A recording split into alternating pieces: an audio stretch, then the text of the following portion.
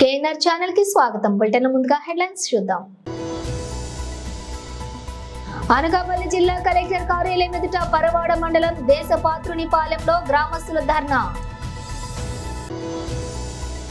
వర్గీకరణ అంశంపై దేశ అత్యున్నత న్యాయస్థానం సుప్రీంకోర్టు ఇచ్చిన తీర్పు చారిత్రాత్మకమని కారణంరెడ్డి నరసింహారావు అన్నారు. కౌమార దశలో ఉండే విద్యార్థులకు ఋతుక్రమంలో వచ్చే ఆరోగ్య సమస్యల పట్ల తగిన జాగ్రత్తలు పాటించాలి. విజయవాడ తూర్పు నియోజకవర్గం ఎమ్మెల్యే గద్దె రామ్మోహన్ రావు ఆధ్వర్యంలో ఎస్సీ రిజర్వేషన్ వర్గీకరణ విజయోత్సవ సంబరాలు. ఇక డీటెయిల్స్ చూస్తే రెవెన్యూ రికార్డులను తారుమారు చేసిన ప్రభుత్వ భూములతో పాటుగా పేదల భూములను కూడా దోచుకుంటున్న వ్యక్తిపై చర్యలు తీసుకోవాలంటూ అనకాపల్లి జిల్లా కలెక్టర్ కార్యాలయం ఎదుట పరవాడ మండలం దేశపాత్రునిపాలెం గ్రామస్తులు ధర్నా నిర్వహించారు.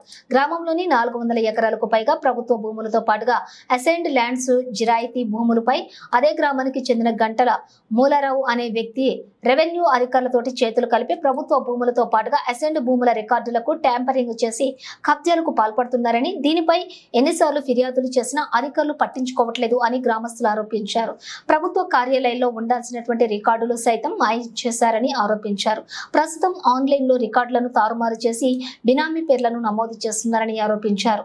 దీనిపై ప్రభుత్వం సిబిసిఐడి ఎంక్వైరీ చేయించాలని డిమాండ్ చేస్తున్నారు.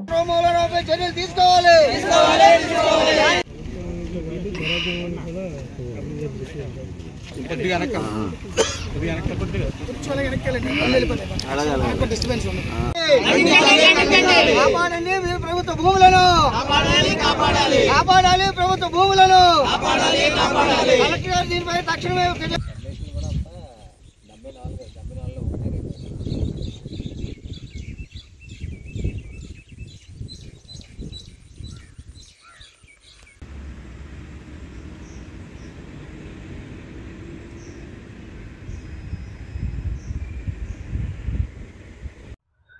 నా పేరు నగిరెడ్డి రామారావు అండి. దేశపాత్రునిపాలెం గ్రామ వాస్తవ్యుడిని.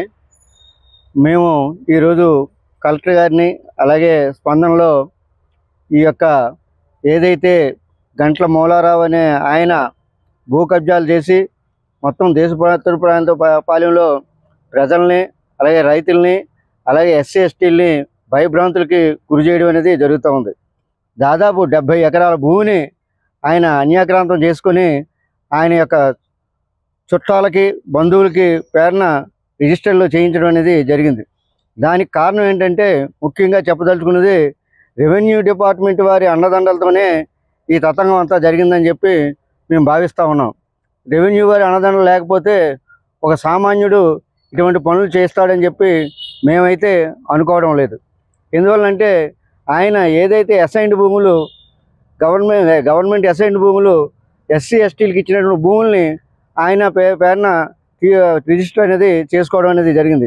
అలాగే ఏదైతే ఆ యొక్క రైతుల యొక్క జరాయితీ భూములను కూడా వాళ్ళని భయపెట్టి వాళ్ళ పేరున రిజిస్టర్ అనేది చేసుకోవడం అనేది జరిగింది, ఆయన పేరున రాయించుకోవడం అనేది జరిగింది. దీనికి పరవాడ ఎంఆర్ఓ ఆఫీసులో పూర్తి సహాయ సహకారాలు అనేవి అందుతూ ఉన్నాయి.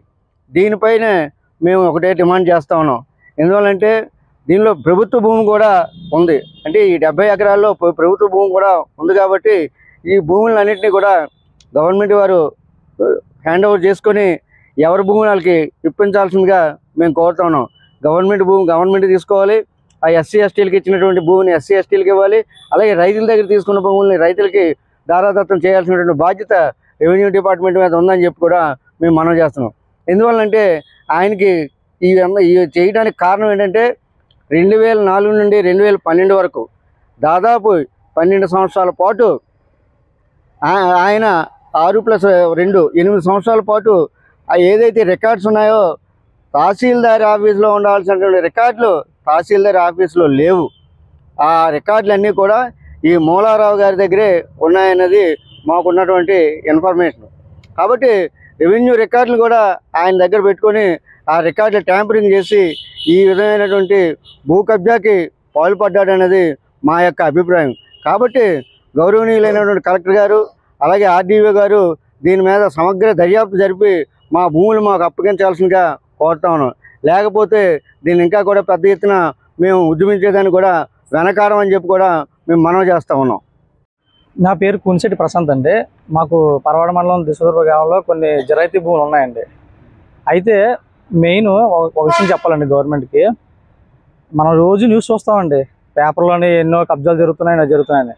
కానీ ఒక్కసారి ప్రభుత్వం కానీ పరవాడ మండలం దిశదుర్గ గ్రామంలో గంటల మూలరావు గురించి వెతికి ఆయన గురించి ఆరా తీస్తే మీకు మన ఆంధ్రాలోనే నెంబర్ 1 కబ్జాదారుడు బయటకు వస్తాడండి.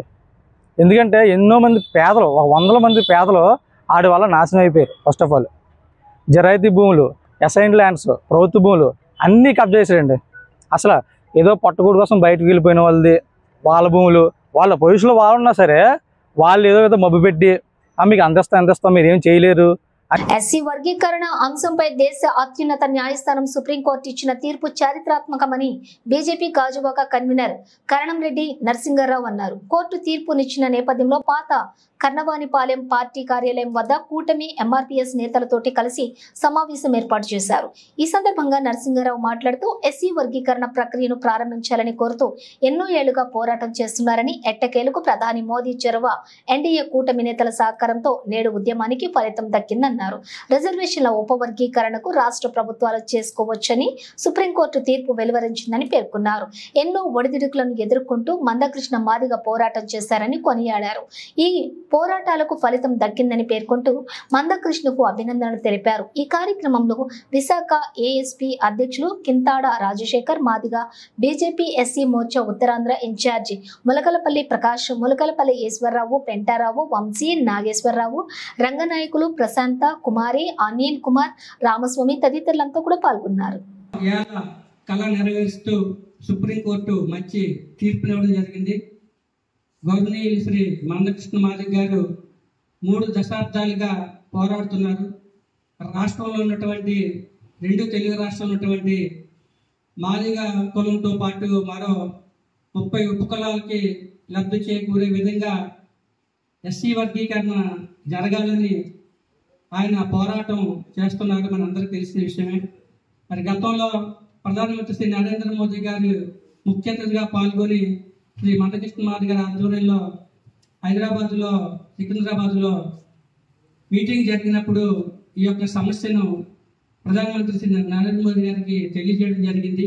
అప్పుడు హామీ కూడా ఇవ్వడం జరిగింది. మోదీ గారు ఇచ్చిన హామీ ప్రకారం అధికారంలోకి వచ్చిన 45 రోజుల్లోపే మరి కేంద్రం నుంచి పూర్తి సహాయ సహకారాలు మోదీ గారు అందించడం వల్ల సుప్రీంకోర్టు ధర్మాసనం 6గురిలో 5గురు న్యాయమూర్తులు మరి యొక్క ఎస్సీ వర్గీకరణకు అనుకూలంగా తీర్పు ఇచ్చినందుకు ఈ విజయం సాధించినటువంటి పెద్దలు గౌరవనీయులు శ్రీ మందకృష్ణ మాదిగ గారికి, ఈ పోరాటంలో గత 30 ఏళ్ళుగా పాల్గొన్నటువంటి వేదికపైన కొంతమంది నాయకులు కూడా అందులో ఉన్నారు. ఎందుకంటే మందకృష్ణ మాదిగ గారి గతంలో మరి మన గాజువాక నియోజకవర్గం పెద్దగంటాడు వచ్చినప్పుడు వంశీ గారు వాళ్ళ ఇంట్లోనే ఎక్కువగా వాళ్ళ నాన్నగారు ఇద్దరు ఫ్రెండ్స్ కాబట్టి ఉన్నారని పెద్దలు చెప్పారు. మేము కూడా హైదరాబాద్ తెలంగాణ రాష్ట్రంలో కరీంనగర్లో ఎన్నికలు జరిగినప్పుడు శ్రీ బండి సంజయ్ గారి ప్రచారానికి మేము వెళ్ళినప్పుడు అక్కడ మందకృష్ణ మాదిగ గారిని మేమంతా కలవడం జరిగింది. చాలా చక్కగా రిసీవ్ చేసుకున్నారు. నేను కూడా మా విశాఖపట్నం గాజువాక ఆహ్వానం అప్పుడు చెప్పాను, అవకాశం చూసుకొని వస్తానని చెప్పారు. అంత మంచి నాయకులు శ్రీ మందకృష్ణ మాదిగ గారు ఒక దృఢ సంకల్పంతో. ఎందుకంటే గత 30 ఏళ్ల క్రితం కులం చెప్పాలంటే ఎస్సీ అని చెప్పుకోవాలంటే చాలా మంది ఫీల్ అయ్యేవారు. అలాంటి టైంలో మందకృష్ణ గారు ఆయన పేరుకి మందకృష్ణ మాదిగ గారిని ఆయన స్వయంగా చెప్పుకొని గర్వంగా నా కులంలో ఉన్నటువంటి అందరికీ న్యాయం చేస్తానని ఎన్నో మరి ఒడిదుడుకులకు ఎదుర్కొని ఈరోజు విజయం సాధించారంటే ఆయన ఎన్నిసార్లు అభినందనలు తెలియజేసిన తక్కువే. మరి గతంలోనే మన చంద్రబాబు నాయుడు గారు, సీఎం గారు చంద్రబాబు నాయుడు గారు కూడా అప్పుడు రాష్ట్రంలో దీనికి అనుకూలంగా కేంద్రానికి పంపించడం జరిగింది. ఇప్పుడు లక్కీగా మన ఆంధ్రప్రదేశ్ రాష్ట్రంలో కూడా ఎన్డీఏ కూటమి అధికారంలో ఉంది. ముఖ్యమంత్రి గారు శ్రీ నారా చంద్రబాబు నాయుడు గతంలోనే ఆయన దీనికి అనుకూలంగా ఉన్నారు కాబట్టి ఇప్పుడు కూడా స్వాగతం పలికారు. అదేవిధంగా జనసేన అధ్యక్షులు శ్రీ పవన్ కళ్యాణ్ గారు, మా బీజేపీ రాష్ట్ర అధ్యక్షులు శ్రీమతి పురంధేశ్వరి గారు, అందరూ కూడా కూటమి నాయకులు అందరూ కూడా దీన్ని స్వాగతం పలికారు. రాష్ట్రంలో ఉన్నటువంటి సోదరులందరూ కూడా ఏదైతే మాజీ సోదరులు ఉపకులాలు ఉన్నారో వారందరికీ లబ్ధి చేకూరే విధంగా ఉద్యోగ ఉపాధి అవకాశాలు నిండుగా వస్తాయి. ఇందాక పెంటారావు గారు ఆయన ఆవేదన వ్యక్తం చేశారు. ఎందుకంటే ఎంతోమంది అవకాశాలు ఉండి కూడా వాళ్ళకి ఉద్యోగాలు దొరకని పరిస్థితి, మరి కాలేజీల్లో సీట్లు రాని పరిస్థితి.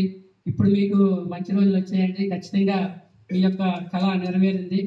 ముఖ్య అతిథిగా తీర్పునిచ్చింది ఎస్సీ ఎస్టీ వర్గీకరణ కనుక ప్రతి ఒక్కరు అందరూ దీన్ని స్వాగతించాలి. ఎందుకంటే పోరాట యోధుడు మందకృష్ణ మాదిరి మామూలు పోరాటం కదా అయింది. ఈ రోజు మనకి ఆరోగ్యశ్రీ వచ్చిందంటే కారణం ఆ రోజు రాజశేఖర రెడ్డి అగనిస్ట్ గా ఆయన పోరాటం వల్ల అప్పుడు ఆరోగ్యశ్రీ అనేది వచ్చింది. అదే విధంగా పెన్షన్ ఇప్పుడు 4,000 వస్తుందంటే కారణం మొన్న పవన్ కళ్యాణ్ గారు చెప్పడం జరిగింది. ఆ 4,000 పెన్షన్ కూడా కారణం మందకృష్ణ మాదిరి గారి పోరాటమే. వికలాంగుల కోసం ఆయన చేసిన పోరాటమే ఈ రోజు 4,000 పెన్షన్ వస్తుంది. అలాంటి పోరాటం 30 సంవత్సరాలు అంటే సుమారు 1996 అప్పుడు కూడా ఎన్డీఏ గవర్నమెంట్లోనే వాజ్పేయి గారి టైంలోనే అప్పుడు చంద్రబాబు నాయుడు గారు సీఎం గా ఉన్నప్పుడే అసలు వర్గీకరణ చేయవలసింది. కానీ అప్పుడు చట్టసభలో పెట్టకపోవడం వల్ల 2004లో రాజశేఖర రెడ్డి గారు ఇక్కడ సీఎం గా ఉండడం, అక్కడ మన్మోహన్ సింగ్ గా ఉండడం వల్ల కాంగ్రెస్ దీన్ని డిలే చేయడం జరిగింది. దాని తర్వాత మళ్ళీ అది మోడీ గారి హయాంలోనే జరగాలని రాసి ఉన్నట్టుంది. ఎందుకంటే మోడీ గారి హయాంలోనే మహిళా బిల్లు కూడా మోడీ గారి హయాంలో జరిగింది. అలాగే ఆర్టికల్ 370 కూడా మోడీ గారి హయాంలో జరిగింది. ఈ వర్గీకరణ కూడా మోడీ గారి చేతిలో రాయాలని చెప్పేసి ఆ శ్రీరాముడు ఆలోచించినట్టు జరిగినట్టుంది. అందుకే ఇది కూడా మళ్ళీ ఏబిసిడి వర్గీకరణ కూడా చాలా ఏళ్ళ తర్వాత మందకృష్ణ మాదిరి గారు మోడీ గారిని కలవడం, ఆయన ఒప్పుకోవడం, నేను వర్గీకరణకి కట్టుబడి ఉన్నానని చెప్పడం. దాని తర్వాత ఇక్కడ ఈ రోజు నిన్న ఆగస్టు 1 అంటే ఆగస్టు 15 మనకు స్వతంత్రం వచ్చింది. కానీ ఇక్కడ మన ఎస్సీ ఎస్టీ రైతులు మాత్రం ఆగస్టు 1 మనకు స్వతంత్రం వచ్చినట్టు ఆగస్టు ముందుగానే ప్రకటించడం ఆ సుప్రీంకోర్టు న్యాయమూర్తులందరికీ ధన్యవాదాలు తెలుపుకోవాలి. అదేవిధంగా అంటే అన్న తర్వాత మాకన్నా కర్ణంరెడ్డి నరసింహారావు గారు చక్కగా అంటే ఎంత అధ్యయనం చేశారంటే ఈ వర్గీకరణ ఏ విధంగా కృష్ణమాది పోరాటాన్ని, కృష్ణమాది విధి విధానాన్ని అన్నీ కూడా కర్ణంరెడ్డి నరసింహారావు గారు చెప్తున్నారంటే ఏ సబ్జెక్టు మీద ప్రతి విషయం మీద సబ్జెక్టు అంత చక్కగా నాలెడ్జ్ ఉంది కాబట్టి ఆ నాయకుడు ప్రజల గుర్తింపు మనల్ని పొందుతాడని చెప్పేసి ఈ సందర్భంగా చెప్పాలి. ముఖ్యంగా మరి ఎంఆర్పిఎస్ అనే ఈ సంస్థ జూలై 7, 1994లో ఆవిర్భవించింది. ఈదుమూడు అనే ప్రకాశం జిల్లా చిన్న మార్బోల్ గ్రామంలో. మరి ఈరోజు ఎంఆర్పిఎస్ వ్యవస్థ ఎంత స్థాయికి ఇంత 30 ఏళ్ల పాటు సుదీర్ఘంగా ఈ భారతదేశంలో ఎక్కడ ఏ సంస్థ లేని విధంగా ఈ ఎంఆర్పిఎస్ ఇంత పోరాటం చేసిందంటే దానికి కారణం కర్త క్రియ కర్మ అంతా శ్రీ మాన్యశ్రీ మందకృష్ణ గారు అని చెప్పేసి ఈ సందర్భంగా తెలియజేస్తున్నాం. ఈ 30 ఏళ్ళలో సుదీర్ఘంగా ఆయన ఎదుర్కొన్నటువంటి కుట్ర కోణాలు ఉన్నాయి, నిర్బంధాలు ఉన్నాయి, బాధలు ఉన్నాయి, ఇబ్బందులు ఉన్నాయి, ఆర్థిక ఇబ్బందులు ఉన్నాయి. ఇవన్నీ కూడా అధిగమించి అనేక మరణాలు, ప్రాణత్యాగాలు కూడా ఇందులో ఉన్నాయనే విషయాన్ని మనందరం ఈ సందర్భంగా మీ అందరికీ గుర్తు చేస్తున్నాం. ముఖ్యంగా మందకృష్ణ మాదిరి గారు ఈ ఉద్యమాన్ని మరి 30 ఏళ్ల పాటు చేసి అలసిపోకుండా ఈ నరేంద్ర మోడీ గారి దృష్టికి ఆయన దృష్టిలో పడే విధంగా కౌమార దశలో ఉండే విద్యార్థులకు ఋతుక్రమంలో వచ్చేటటువంటి ఆరోగ్య సమస్యల పట్ల తగిన జాగ్రత్తలు పాటించాలని అక్షయ ఐవీఎఫ్ సెంటర్ ప్రముఖ గైనకాలజిస్ట్ డాక్టర్ కె శిరీష అన్నారు. అక్షయ ఐవీఎఫ్ ఆధ్వర్యంలో శుక్రవారం విశాఖలోని ప్రభుత్వ మహిళా జూనియర్ కళాశాలలో విద్యార్థులకు అవగాహన కార్యక్రమం నిర్వహించారు. ఈ సందర్భంగా వైద్యురాలు డాక్టర్ కె శిరీష మాట్లాడుతూ ఇటీవల కాలంలో విద్యార్థుల జీవన విధానాలు వస్తున్నటువంటి మార్పుల నేపథ్యంలో చాలా రకాలుగా అనారోగ్య సమస్యలు వస్తున్నాయని, వీటి నివారణకు ఎటువంటి జాగ్రత్తలు తీసుకోవాలని అనే అంశాలపై విద్యార్థి దశ నుంచే అవగాహన కల్పిస్తున్నట్లుగా తెలిపారు. ఈ కార్యక్రమంలో ఆసుపత్రి వైద్యులు, కళాశాల ప్రిన్సిపల్ విజయ, సీనియర్ లెక్చరర్ ఉదయ శ్రీమాన్, కైండా ఫార్మీ సభ్యులు, పలువురు విద్యార్థులు పాల్గొన్నారు.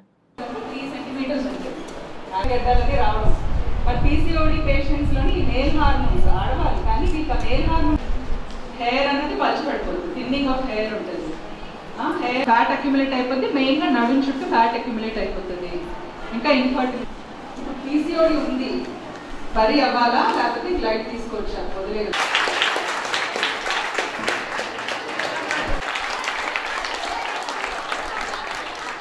డాక్టర్ శిరీష అండి, consultant gynaecologist and IVF specialist. నేను ఇక్కడ రైల్వే న్యూ కాలనీలో అక్షయ ఐవీఎఫ్ సెంటర్ అండ్ అక్షయ హాస్పిటల్లో చేస్తున్నానండి. సో ఇక్కడ ఉమెన్స్ జూనియర్ కాలేజ్లో అవేర్నెస్ హెల్త్ టాక్ ఇద్దామని చెప్పేసి ఈ గ్యాదరింగ్ అయిందండి ఇవాళ. సో ఇప్పుడు ఏంటంటే ఈ జనరల్గా ఇప్పుడు ఈ ప్రాబ్లం మన ఓపీలో చూసేది ఏంటంటే పీసీఓఎస్ కంప్లైంట్స్ వచ్చే వాళ్ళని ఎక్కువ చూస్తూ ఉన్నాము. సో పీసీఓఎస్ ఏంటి, life style, poor life style habits, poor dietary habits, వీటి వల్ల మనం జనరల్గా చాలా కామన్గా చూస్తున్నాము. సో లాంగ్ టర్మ్ ఏంటంటే వీటి ద్వారా ఈ కాంప్లికేషన్స్, ఇన్ఫర్టిలిటీ కానీ, diabetes, hyper tension, heart disease, కొన్ని రకాల క్యాన్సర్స్ ఇవన్నీ కూడా ఫేస్ చేయాల్సి వస్తుంది ఈ నెగ్లిజెన్స్ వల్ల. ఈ ఇర్రెగ్యులర్ పీరియడ్స్, ఈ సిమ్టమ్స్ ఏంటంటే ఇప్పుడున్న పిల్లలు చాలా వరకు నెగ్లెక్ట్ చేసేస్తున్నారు అనమాట. సో ఈ నెగ్లిజెన్స్ వల్ల వీళ్ళు ఫ్యూచర్లోని ప్రాబ్లమ్స్ ఫేస్ చేయాల్సి వస్తుంది.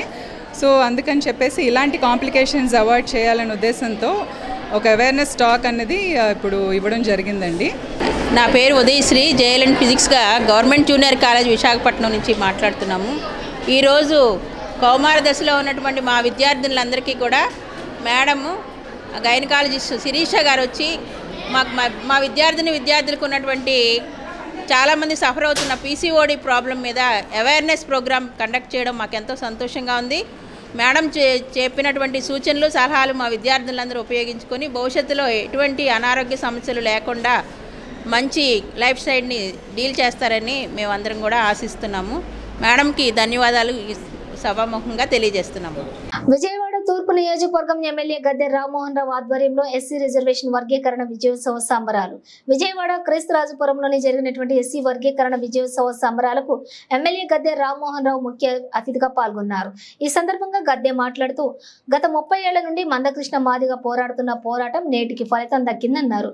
గత ఎలక్షన్లలో మందకృష్ణ మాదిగ రాష్ట్రంలో టీడీపీకి, విజయవాడలో తూర్పు నియోజకవర్గంలో నాకు చేసిన సపోర్టు వల్లనే నేను 50,000 ఘన విజయం సాధించానని, అలానే మోడీ, చంద్రబాబు నాయుడు ఇచ్చినటువంటి మాట ప్రకారం ఎస్సీ వర్గీకరణ జరిగిందన్నారు. ఈ కార్యక్రమంలో మామిడి రాంబాబు, దేవానందం, జయబాబు, సంగం సంజయ్, వర్మ ముఖ్య నాయకులు పాల్గొన్నారు.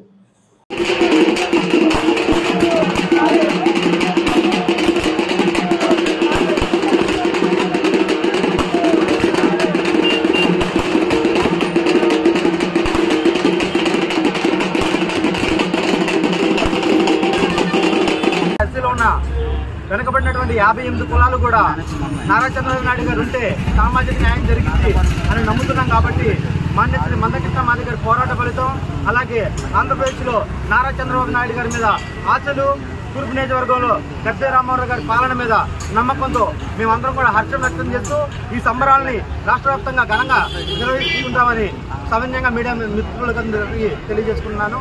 నాకు అవకాశం ఇచ్చినటువంటి మీడియా మిత్రులందరికీ ధన్యవాదాలు. తమ్ముడు రాష్ట్ర నాయకులు ఎలక్షన్ సమయంలో ఈ ఉద్యమాన్ని బాగా ప్రతి ఒక్కళ్ళ అందరూ కూడా ఇంటింటికి వెళ్ళి ఒక టీం ద్వారా వీళ్ళు వెళ్ళి వాళ్ళకి ఎక్స్ప్లెయిన్ చేసిన దాంట్లో మరి కని విని ఎరగని రీతిలో 50,000 ఈ నియోజకవర్గంలో మెజార్టీ రావటం అంటే ఖచ్చితంగా వీళ్ళందరూ చేసిన కృషి తప్ప అది 50,000 ఎప్పుడు కూడా 15,000, 16,000 చాలా ఎక్కువ మెజార్టీ. అంతకుముందు ఉన్న వాళ్ళకైతే 2,000, 3,000, 7,000 కూడా వచ్చాయి. మరి 50,000 ఓట్లు మెజార్టీ వచ్చిందంటే వాళ్ళందరూ కూడా చేసిన కృషి. మరి ఈ యొక్క కృష్ణ మాదిగ గారు ఇక్కడికి వచ్చి ఇక్కడ రామ్మోహన్ తెలుగుదేశం పార్టీ గెలిపించండి అని చెప్పి కూటమికి ఆయన పంపించిన తీరు, ఆయన ఆదేశానుసారం వీళ్ళందరూ కూడా ఇంటింటికి వెళ్ళి ప్రచారం చేసిన తీరు, వీటన్నిటి కూడా నేను మనస్ఫూర్తిగా కృతజ్ఞతలు తెలిసి ఇది చాలా మంచి రోజు. స్వాతంత్రం వచ్చినప్పుడు మనం ఎంత ఆనందపడ్డామో ఈ యొక్క వర్గీకరణ కూడా అంత ఆనందం అనిపిస్తుందని కూడా మీ అందరికీ తెలియజేస్తున్నాం. మిత్రులకు అలాగే ఈ కార్యక్రమానికి ముఖ్య అతిథిగా విచ్చేసినటువంటి తూర్పు నియోజకవర్గ శాసనసభ్యులు గౌరవనీయులు గద్దె రామ్మోహన్ రావు గారికి, అలాగే ఈ కార్యక్రమ నిర్వాహకులు పెద్దలు దేవానంద్ గారికి, అలాగే జయబాబు అన్న గారికి, మామిడి రాంబాబు అన్న గారికి, సంజయ్ అన్న గారికి అందరికీ కూడా ధన్యవాదాలు. అలాగే ఈ కార్యక్రమం ఇంత ఘనంగా రాష్ట్ర వ్యాప్తంగా, దేశవ్యాప్తంగా జరుగుతుందంటే దీనికి ముఖ్య కారకులు మాన్యశ్రీ మందకృష్ణ గారు 30 ఏళ్లుగా ఆయన చేసినటువంటి నెంబర్ 5 ఎన్టీఆర్ జిల్లా విజయవాడ నగరంలోని సుమారు 100 సంవత్సరాల చరిత్ర కలిగినది Durga cooperative urban bank limited. ఎంతో మంది పేద మధ్యతరగతి వారి ఆర్థిక స్థితిని పెంపుదలకు ఉపయుక్తమైనది. ఇటువంటి బ్యాంకుపై నమ్మకంతో అనేక మంది ఈ బ్యాంకులో ఫిక్స్డ్ డిపాజిట్ చేసుకున్నారు. డిపాజిట్స్ కాల పరిమితి ముగిసినప్పటికీ 29/7/22 తారీఖు నుండి ఆర్బీఐ వారి డైరెక్షన్ మేరకు వారికి డబ్బులు చెల్లించకపోవడంతో డిపాజిట్ దారులు వారి పిల్లల వివాహాలు చదువులకు ఉపయోగపడకపోవడంతో తీవ్ర ఇబ్బందులు పడుతున్నారు. అందరికీ చెల్లించవలసిందిగా సుమారు 57,45,00,000గా తెలియవస్తున్నది. దుర్గా కోఆపరేటివ్ బ్యాంకు వారు ఈ బ్యాంకుకు సంబంధించినటువంటి డబ్బులు ఇతర బ్యాంకుల్లో సుమారు 64,92,00,000 రూపాయలు డిపాజిట్ చేసినట్లుగా తెలుస్తుంది. సదరు మొత్తం విత్డ్రా చేసి దుర్గా కోఆపరేటివ్ బ్యాంకులో డిపాజిట్ చేసుకున్న డిపాజిట్ దారులకు చెల్లించాలని దుర్గా బ్యాంక్ యాజమాన్యానికి జిల్లా కలెక్టర్ మెమోరాండం ఇచ్చాము అన్నారు. ఈ కార్యక్రమంలోని విజయవాడ నగర సిపిఐ కార్యదర్శి జి కోటేశ్వరరావుతో కలిసి సహాయ కార్యదర్శి నక్కా వీరభద్రరావు తదితరులు పాల్గొన్నారు. ఇబ్బందులు పడతా ఉన్నారు. కావున యాజమాన్యానికి విజ్ఞప్తి చేశాం. ఈ రోజున కలెక్టర్ గారికి కూడా విజ్ఞప్తి చేసినటువంటిది దుర్గా కోఆపరేటివ్ బ్యాంక్ డిపాజిట్ దారులకు ఇవ్వవలసింది 57,45,00,000 రూపాయలు. కోఆపరేటివ్ బ్యాంక్ కి సంబంధించినటువంటి డబ్బు ఇతర బ్యాంకుల్లో సుమారు 65 కోట్ల రూపాయలు ఇతర బ్యాంకుల్లో డబ్బు ఉన్నది. ఆ డబ్బు విత్డ్రా చేసి డిపాజిట్ దారులందరికీ చెల్లించినట్లయితే ఇంకా బ్యాంకుకి 7 కోట్ల రూపాయలు డబ్బు మిగులుతుంది.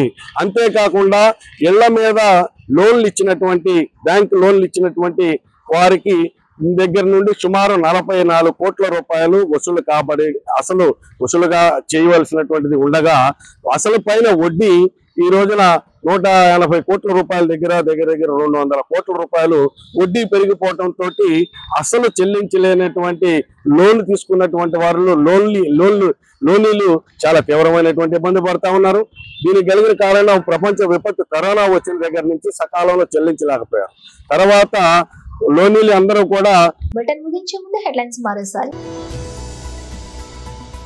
అనకాపల్లి జిల్లా కలెక్టర్ కార్యాలయం ఎదుట పరవాడ మండలం దేశపాత్రునిపాలెంలో గ్రామస్తుల ధర్నా.